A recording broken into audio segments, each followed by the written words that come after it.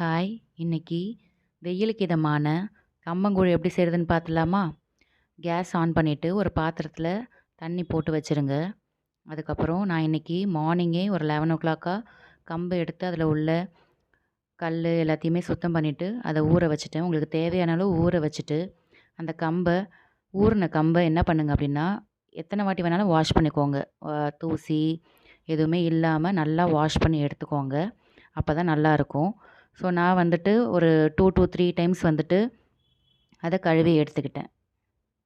So next ஒரு mixie ஜாரில் கழுவி வச்ச கம்பை எல்லாத்தையுமே எடுத்து போட்டு வச்சுக்கோங்க. அது கூடவே என்ன பண்ணுங்க அப்படின்னா, தேவையான அளவு தண்ணி ஊற்றி நல்லா பேஸ்ட் மாதிரி அரைச்சிக்கணும். இப்போ பார்த்தீங்களா, இந்த மாதிரி அளவுக்கு பேஸ்ட்டாக அரைச்சி எடுத்துக்கணும். ஸோ நெக்ஸ்ட்டு நம்ம என்ன பண்ணோம் அப்படின்னா, நம்ம வச்சோம் இல்லையா தண்ணி, அதில் எடுத்து இந்த அரைச்ச பேஸ்ட் எடுத்து ஊற்றி நல்லா கிண்டி விடணும். ஸோ கீழே வந்துட்டு எந்த அளவுக்கு அடிபிடிக்காமல் இருக்கணுமோ அந்தளவுக்கு சிம்மில் வச்சு நல்லா கிண்டிக்கோங்க. கீழே அடிபிடிக்காமல் இருந்தால் தான் நல்லாயிருக்கும். அதை ஒரு 8 to 10 நிமிஷம் என்ன பண்ணுங்க அப்படின்னா, நல்லா வேக வச்சு எடுத்துக்கோங்க. இந்த மாதிரி இருக்கணும். ஸோ அவ்வளோதான், ரெடி ஆகிடுச்சு. அதை நீங்கள் ஒரு மூடி போட்டு மூடி வச்சுருங்க.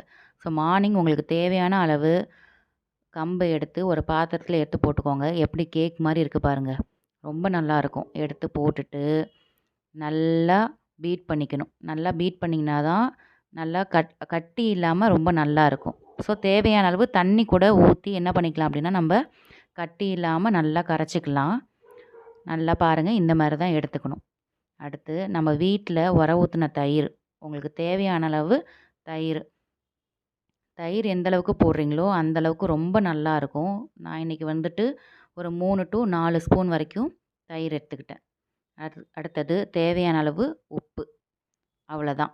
ஸோ இது எல்லாத்தையுமே போட்டு நல்லா கட்டி இல்லாமல் நல்லா கிளறிக்கோங்க. நான் எப்படி பண்ணுறேனோ அதே மாதிரி நல்லா கட்டி இல்லாமல் கிளறினீங்கன்னா ரொம்ப நல்லாயிருக்கும். இது கூட வேணுன்னா நீங்கள் தண்ணி கூட ஆட் பண்ணி நல்லாவே கிளறிக்கலாம்.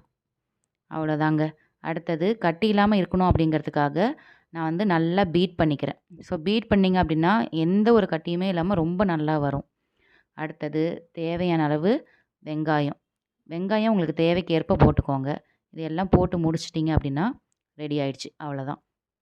இதுக்கு நல்ல கருவாடு வச்சு சாப்பிட்டா ரொம்ப நல்லாயிருக்கும். ஆனால் இன்றைக்கி நம்ம வீட்டில் அம்மா அரைச்ச பிரண்டை துவையலும் மோர் மிளகாவும் தான் வச்சு நம்ம இன்றைக்கி சாப்பிட போகிறோம்.